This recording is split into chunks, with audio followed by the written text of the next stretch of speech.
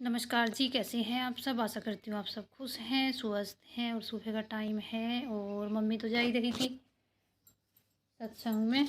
तो आज पापा जी भी चले गए हैं और ये भी गए हैं, पिंजौर गए हैं, इन्हें कुछ काम है तो अकेले तो भेज नहीं सकते थे, तो पापा जी गए हैं इसी वजह से साथ में। तो खाना वाना लेके गए हैं। सुबह ही जल्दी उठ गई थी मैं, तो मैं 6 बजे निकल गए थे और तब तक मैंने खाना वाना और बच्चे सो ही रहे थे। जब तक बच्चे सो के उठ के आए वे जा चुके थे। तो जी बस बच्चों को नाश्ता वास्ता करा के जीरे वाले आलू और रोटी दी थी मैंने उनको बना के, और फिर हमने भी वही खा ली, थोड़े एक्स्ट्रा से बना दिए थे।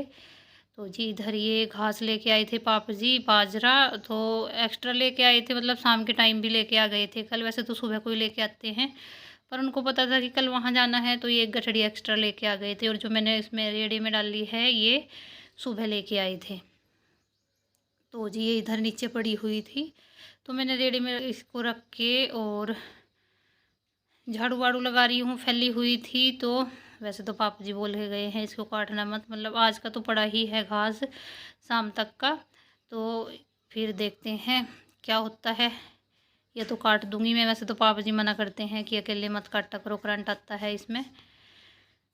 तो जी अब शाम का टाइम हो रहा है, खाना वाना हो गया था हमारा और मैंने बनाए थे नमकीन चावल। बच्चे तो खाते हैं खुश हो के, मम्मी और भी खा लेती हैं पर उनको इतने अच्छे नहीं लगते, पर बच्चे तो खा लेते हैं। फेवरेट है बच्चों की तो नमकीन चावल। और दही जमाई थी मैंने।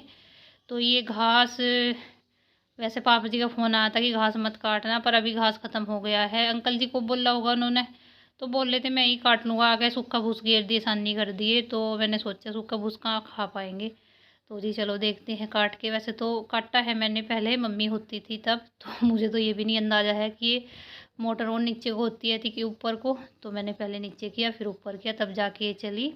तो इधर आयु गया था ऊपर पौधों में पानी डालने के लिए, और देखो बच्चे भी कितनी हेल्प करा रहे हैं, पापा जी नहीं हैं। तो आयु भी आ गया, खुद से ही आ गया कि चलो मम्मा मैं पकड़ा देता हूँ और आप लगा देना। तो बच्चों का यही होता है कि मतलब अपनी अकल से थोड़ा बहुत काम करवा दे। तो आरू डाल रही है अभी ऊपर पौधों में पानी, और आयु आ गया है नीचे। तो बस दोनों बच्चे लग रहे हैं मम्मा की हेल्प कराने में। और अभी का तो मैंने दूध निकाल लिया है, और बस पानी वानी पिलाना रहता है, इनको नहलाना रहता है। तो शाम के टाइम भी नहलाते हैं जैसे। तो जी बस घास कट गया तो फटाफट हो जाएगा काम। दोनों बच्चे लग रहे हैं मेरे साथ में काम कराने में। तो ये हो गया, मतलब पकड़ा नहीं मैंने ये, तो ये ज़्यादा बाहर चला गया, मतलब अंदर चला गया, थोड़ा ही रह गया था तो वो हो गए मतलब छिलके छिलके से, तो मैंने उसमें डाल दिए। आयु कह रहा है मम्मा जब हम घास काटते हैं तो ऐसे ही घास ख़राब हो जाता है।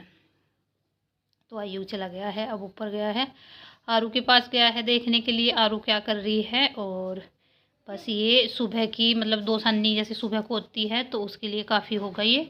अगर पापा जी और आ गए कल को, बोल रहे थे वैसे कि कल दोपहर तक आ जाऊँगा, तो भी काट लेंगे आके, वरना फिर मैं ही काट लूँगी। तो जी अभी ये गोबर भरना है यहाँ से, और फिर नहलाएंगे गाय को, पानी पिलाएंगे पहले। तो ये गोबर भी भरना ज़रूरी है, तो क्योंकि ये बछिया है, लंबी सारी है, परेशान हो जाती है बैठने में। बैठ तो जाती है पर सारी गंदी हो जाती है पीछे से। तो मैंने घास कर दिया था, तो इसको छुटकुरानी को नहीं बांधा था इधर।